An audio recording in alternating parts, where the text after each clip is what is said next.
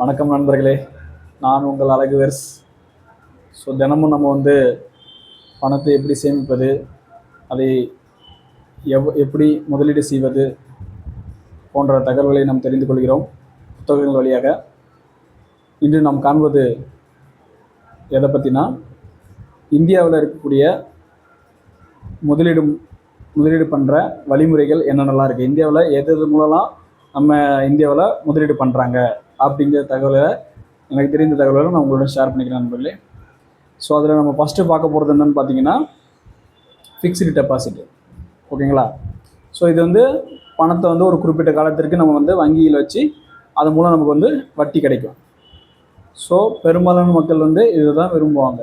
ஏன்னா இதுதான் ரிஸ்க் கம்மியாக இருக்கிறது, ப்ளஸ் கொஞ்சம் பாதுகாப்பானது. ஆனால் பார்த்தீங்கன்னா இதில் உள்ள ஒரு ட்ராபேக் என்னென்னு பார்த்தீங்கன்னா, இன்ஃப்ளேஷன் ரேட்டை இது ஃபீட் பண்ணாது. அதாவது பண மதிப்பிழப்புன்னு சொல்லுவாங்கள்ல. ஸோ ஒவ்வொரு வருஷமும் இன்றைக்கி நம்ம ஒரு 5 ரூபாய்க்கு வாங்குகிற பொருள் அடுத்த வருஷத்துக்கு பார்த்திங்கன்னா அது 10 ரூபா மாறி போயிடும். பொருளோட வேல்யூ மாறாது. அதாவது என்னென்னா சேம் குவான்டிட்டி தான். ஒரு எக் இன்றைக்கி 5 ரூபாய்க்கு வாங்குகிறோம், அடுத்த வருஷத்துக்கு அது 10 ரூபான்னு வாங்கும் போது அந்த எக்கு ஒரு எக் தான். ஆனால் பட் அதோட காஸ்ட் என்னது மாறி போடும். அதுதான் இன்ஃப்ளேஷன் சொல்லுவாங்க.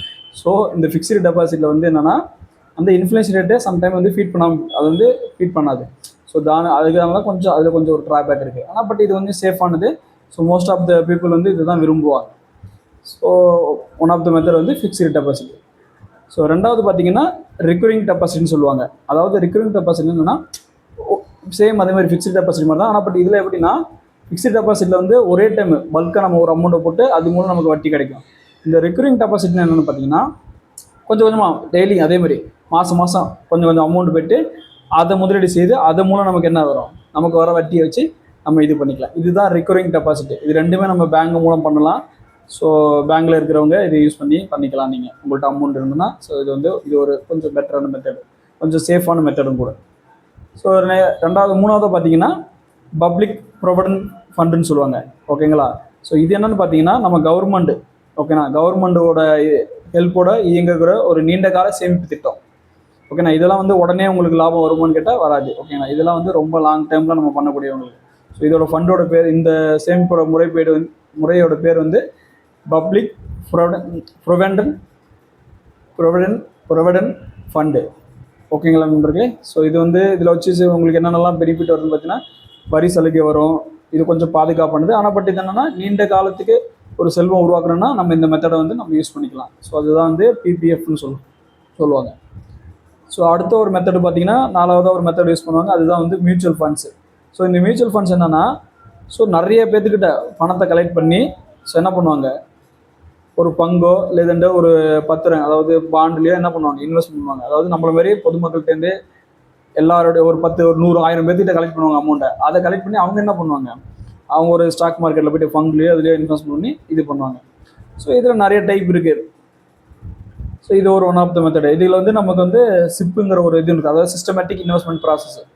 எப்படின்னா ஒரு 500 ரூபாலேருந்து நம்ம தொடங்கலாம். நம்மளால் டேரெக்டாக நமக்கு தெரியாத ஸ்டாக் மார்க்கெட் போய்ட்டு நமக்கு தெரியாதுன்னா நம்ம என்ன பண்ணலாம், 500 ரூபாலேருந்து இது தொடங்கலாம். ஸோ ஒரு டிமாட் அக்கௌண்ட் ஓப்பன் பண்ணிவிட்டு நம்ம 500 ரூபாலேருந்து இதை ஸ்டார்ட் பண்ணோம்னா, ஸோ இது டே பை டே கொஞ்சம் கொஞ்சமாக மாதம் நம்ம சிஸ்டமேட்டிக்காக டெய்லி, அதாவது இது ஒரு லாங் டேர்ம் ப்ராசஸ்க்காக நமக்கு அதை பற்றி தெரியாதுல்ல. அதனால நம்ம இப்படி இன்வெஸ்ட் பண்ணால் நம்ம அமௌண்ட்டை அவங்க பர்டிகுலர் இந்த ஸ்டாக் மார்க்கெட்லேயோ இல்லை பாண்ட்ஸ்லேயோ அவங்க இன்வெஸ்ட் பண்ணி அது மூலம் கிடைக்கக்கூடிய ஒரு லாபத்தை நமக்கு ஷேர் பண்ணுவாங்க. சரிங்களா? இதுதான் மியூச்சுவல் ஃபண்ட்ஸு. ஸோ நெக்ஸ்ட்டு பார்த்தீங்கன்னா ஸ்டாக் மார்க்கெட்டு, அதாவது ஸ்டாக்கில் நம்ம இன்வெஸ்ட் பண்ணுறது. ஸோ இதில் இன்வெஸ்ட்மெண்ட் பண்ணும்போது டேரெக்டாக நம்ம என்ன பண்ணலாம், அந்த பர்டிகுலர் நிறுவனத்திலே நம்ம இன்வெஸ்ட் பண்ணுறோம். For example Reliance industry, Tata motors, அதுக்கப்புறம் Eicher motors, so Mahindra. So இதுமாதிரி நிறையா கம்பெனிஸ் நம்ம பார்க்குறோம்ல. ஸோ அந்த கம்பெனிலாம் நம்ம டேரெக்டாக இன்வெஸ்ட் பண்ணுறோம். டேரெக்டாக அந்த கம்பெனியில் நம்ம முதலீடு பண்ணணும்னா அதுதான் ஸ்டாக் மார்க்கெட்டு. ஸோ இதில் கொஞ்சம் ரிஸ்க் அதிகமாக இருக்குது. ஸோ இதை பற்றி தெரிஞ்சுக்கிட்டு பண்ணணும். இந்த ஸ்டாக் மார்க்கெட்டில் பண்ணும்போது நம்ம நல்லா படிச்சுக்கிட்டு, நல்லா தெரிஞ்சுக்கிட்டு, தெரிஞ்ச அனுபவங்களை உள்ள வச்சு நம்ம பண்ணுறது கொஞ்சம் நல்லது. ஸோ அடுத்தது 6வது ஒரு மெத்தட் இருக்குது. அதுதான் இண்டெக்ஸ் ஃபண்டுன்னு சொல்லுவாங்க. அதுதான் இடிஎஃப். ஸோ இது என்னென்னு பார்த்தீங்கன்னா வச்சுக்க, ஒரு சந்தை குறியீட்டுன்னு சொல்லுவாங்க. இப்போ நம்ம இந்தியன் மார்க்கெட்டில் நிஃப்டி 50ன்னு சொல்லுவாங்க. அதாவது இந்தியாவில் இருக்கிற டாப் 50 கம்பெனியோட ஒரு சராசரி மாதிரி ஒரு இது மாதிரி தொகுத்து மாதிரி அதில் வச்சுருப்பாங்க. அப்படின்னா நீங்கள் நிஃப்டி 50 இன்வெஸ்ட் பண்ணிங்கன்னா இந்தியாவில் இருக்கிற 50 கம்பெனியில் அவங்க என்ன பண்ணுவாங்க, அந்த பர்சன்டேஜுக்கு தகுந்த மாதிரி அந்த அமௌண்ட் அலோகேஷன் ஆகும். ஸோ அதில் இருக்கட்டும். அதுக்கப்புறம் இடிஎஃப்னா ஸோ அந்த கோல்டு இதெல்லாம் வந்து நிறையா ஸ்கீம் இடிஎஃப்ல நம்ம கொஞ்சம் கொஞ்சமாக ஒரு கிராம் 1 மில்லிகிராம் அந்த மாதிரி கூட நம்ம வாங்கிக்கலாம். ஸோ அதுக்கு இடிஎஃப் மெத்தட்னு சொல்லுவாங்க. ஸோ கொஞ்சம் கொஞ்சமாக நம்ம வாங்கி நம்ம சேமிச்சு வைக்கிறதுக்கு. ஸோ இதுவும் ஸ்டாக் மார்க்கெட் தான். பட் இதெல்லாம் நம்ம வந்து டேரெக்டாக ஸ்டாக்கில் இன்வெஸ்ட் பண்ணாமல் ஒரு இண்டெக்ஸ் 50 கம்பெனியோட தொகுப்பு, இப்போ Nifty 50, Nifty 500, mid gap, small gap, அந்த மாதிரி ஒரு இண்டெக்ஸ் இருக்கும். ஸோ அந்தந்த இண்டெக்ஸில் நம்ம வந்து பார்த்துட்டு எது இப்போ நல்லா லோ வேல்யூஷன் இருக்குது அந்த மாதிரி பார்த்துட்டு நம்ம இன்வெஸ்ட் பண்ணுவோம். ஸோ இது கூட வந்து நல்லா தெரிஞ்சுக்கிட்டு இன்வெஸ்ட் பண்ணுங்க. இல்லைனா நம்ம வந்து லாஸ் ஆகிறதுக்கு சான்சஸ் நிறையா இருக்குது. ஓகேங்களா? ஸோ இதெல்லாம் தெரிஞ்சுக்கிட்டு பொறுமையாக கற்றுக்கிட்டு இன்வெஸ்ட்மெண்ட் பண்ணுங்கள். ஸோ அடுத்தது வந்து நம்ம வந்து இந்தியாவில் அதிகமாக விரும்புகிறது வந்து கோல்டு இன்வெஸ்ட்மெண்ட்டு.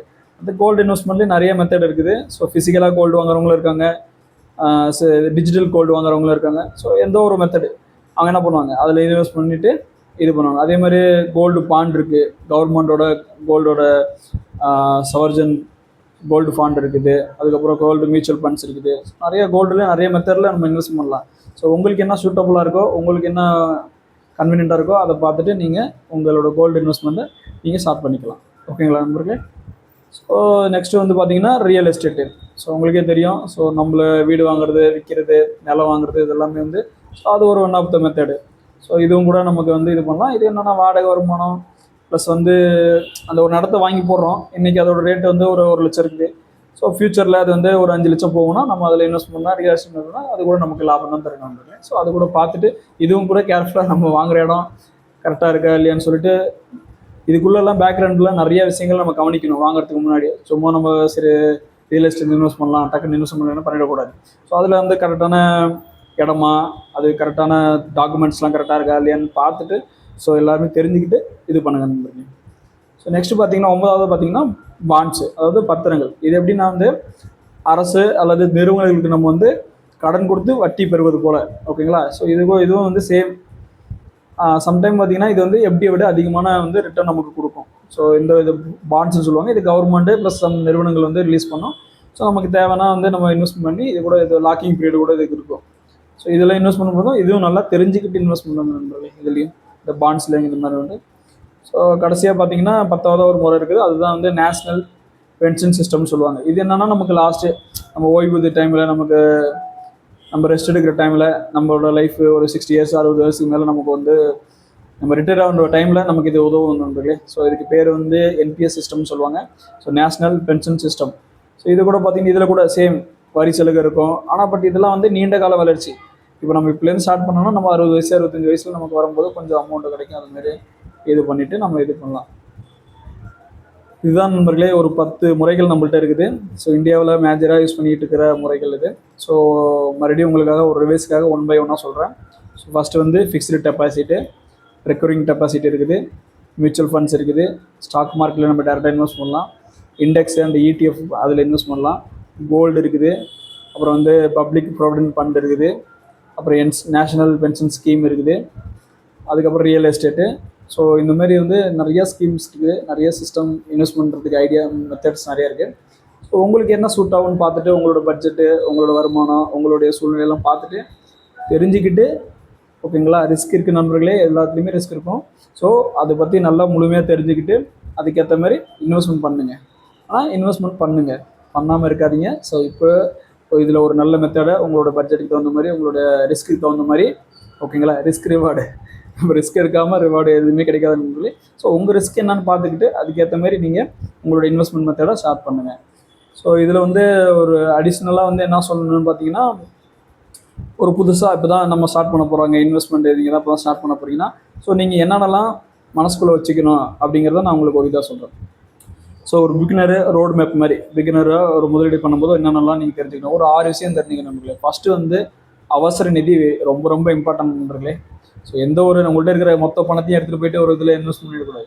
உங்களுக்கு தேவையான கொஞ்சம் அவசரமாக ஒரு மணி உங்கள் கையில் எப்போயுமே இருக்கணும். ஸோ குறைஞ்சது ஒரு 6 மாதத்தான செலவு நீங்கள் என்ன பண்ணுவீங்களோ அது உங்கள் கையில் இருக்கணும் நண்பர்களே ஃபஸ்ட்டு வந்து ஸ்டார்ட் பண்ணும்போது. ஸோ ரெண்டாவது பார்த்தீங்கன்னா ஹெல்த் இன்சூரன்ஸு. ஸோ இது வெரி வெரி இம்பார்ட்டன்ட் நண்பர்களே. ஸோ ஃபஸ்ட்டு வந்து உங்களுடைய அவசர நிதிக்காக கொஞ்சம் அமௌண்ட், அதாவது ஒரு 6 மாத செலவுக்கான அமௌண்ட்டை நீங்கள் கையில் வச்சுக்கணும், ஃபஸ்ட்டு பாயிண்ட்டு. ஸோ ரெண்டாவது வந்து இன்சூரன்ஸ், வெரி வெரி இம்பார்ட்டன்ட் நண்பர்களே. ஸோ ஹெல்த் இன்சூரன்ஸ் யாருக்கு எப்போ நடக்குன்னு என்ன நடக்குன்னு தெரியாது. ஸோ ஹெல்த் இன்சூரன்ஸை எடுத்துக்கிறது ரொம்ப ரொம்ப நல்லது. ஸோ இப்போ நிறைய வந்து லோ பட்ஜெட்லேயே, லோ காஸ்ட்லேயே, லோ இதுலேயே நிறைய வந்துருச்சு நண்பர்களே. ஸோ கொஞ்சம் முன்னாடியே ஸ்டார்ட் பண்ணுங்கள். நமக்கு ஏஜ் ஆக அதோட இந்த ப்ரீமியம் அமௌண்ட் வந்து அதிகமாக இருந்துக்கிட்டே இருக்கும். ஸோ நீங்கள் முன்னாடியே ஏர்லியே ஸ்டார்ட் பண்ணிட்டீங்கன்னா அந்த ப்ரீமியம் அமௌண்ட்டும் ரொம்ப கம்மியாக இருக்கும். ஸோ நிறைய கவர்மெண்ட் ஹெல்த் இன்சூரன்ஸ் கம்பெனி நிறைய இருக்குது நண்பர்களே. செக் பண்ணுங்கள், அதை பற்றி ஸ்டடி பண்ணிவிட்டு அதில் இன்வெஸ்ட் பண்ண ஆரம்பிச்சிருங்க. ஹெல்த் இன்சூரன்ஸ் எடுத்துங்க. அடுத்தது மூணாவது வந்து சேஃபானதுன்னா பிபிஎஃப், அதாவது பப்ளிக் ப்ராவிடென்ட் ஃபண்டு, இல்லைன்னா வந்து NPS, national pension scheme. So இதில் ஏதாவது ஒரு மெத்தடில் இன்வெஸ்ட் பண்ணுங்கள். ஸோ இதெல்லாம் வந்து டாப் ப்ரியாரிட்டி. இது மூணாவது ஒரு மெத்தடு. ஸோ நாலாவது பண்ணோன்னா சிப்பு, டேரெக்டாக நம்ம ஸ்டாக்கில் இன்வெஸ்ட் பண்ணாமல் மியூச்சுவல் ஃபண்ட்ஸில் இன்வெஸ்ட் பண்ணுறது. டெய்லி மாதம் உங்களால் என்ன முடியுதோ 500 1000 சேஃபான ஒரு இண்டெக்ஸ் ஃபண்டெலாம் இருக்குங்களா, அதில் இன்வெஸ்ட் பண்ணிவிட்டு ரிஸ்க் எடுக்காமல் சேஃபான இண்டெக்ஷன் ஃபண்டு நிறைய இருக்குது நண்பர்களே. ஸோ அதில் ஒரு நிஃப்டி 50 தான் ஒரு இன்வெஸ்ட்மெண்ட் பண்ணிவிட்டு நீங்கள் அப்படியே இன்வெஸ்ட் பண்ணலாம். ஆனால் ரிஸ்க் இருக்குது நண்பர்களே. ஆனால் பட்டு நம்ம ரிஸ்க் எடுத்து தான் ஆகணும். ஏன்னா கொஞ்சம் ரிவார்டு நம்மளுக்கு கிடைக்கணும்னா கொஞ்சம் ரிஸ்க் எடுக்கணும். ஆனால் பட்டு அந்த ரிஸ்க் வந்து நமக்கு உங்களோட லெவல் தெரிஞ்சுக்கிட்டு உங்களால் என்ன ரிஸ்க் எடுக்க முடியுமோ அதை பார்த்து கரெக்டாக தெரிஞ்சுக்கிட்டே எடுங்க நண்பர்களே. ஸோ அடுத்தது பார்த்தீங்கன்னா 5வது பார்த்தீங்கன்னா இண்டெக்ஸ் ஃபண்டில் இன்வெஸ்ட் பண்ணலாம். லாஸ்ட்டாக தான் நீங்கள் வந்து ஸ்டாக்ஸில் இன்வெஸ்ட் பண்ணலாம். அந்த ஸ்டாக்ஸில் இன்வெஸ்ட் பண்ணது தெரிஞ்சுக்கிட்டு இன்வெஸ்ட்மெண்ட் பண்ணுங்கள் நண்பர்களே. இந்த லாஸ்ட் 3ல் வந்து ரொம்ப கேர்ஃபுல்லாக இன்வெஸ்ட் பண்ணலாம்.